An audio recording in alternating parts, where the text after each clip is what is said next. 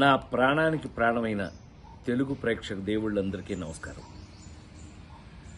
మొన్న Robin Hood pre release ఈవెంట్లో అనుకోకుండా డేవిడ్ వార్నర్ మీద నా నోట్లోంచి ఒక మాట దొర్లింది.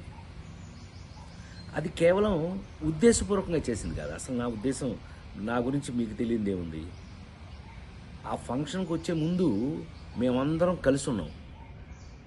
ఎంత అల్లరి చేశాము అని అంటే గనక, నితిన్ని అతన్ని మీరంతా నాకు పిల్లలు లాంటి వాళ్ళు అన్న అంటే గట్టిగా వాటేసుకుని, నేను మెదలకుండా ఉండకుండా, నువ్వు యాక్టింగ్ చేస్తున్నావు కదా, నువ్వు యాక్టింగ్లోకి రా, నీ సంగతి చెప్తానన్నా.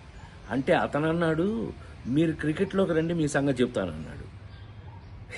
ఇలా మ్యాక్సిమం అల్లరి చేసాము. అల్లరి చేసి ఆ ఫంక్షన్కి వచ్చాము. ఏది ఏమైనా ఐ లవ్ డేవిడ్ వార్నర్.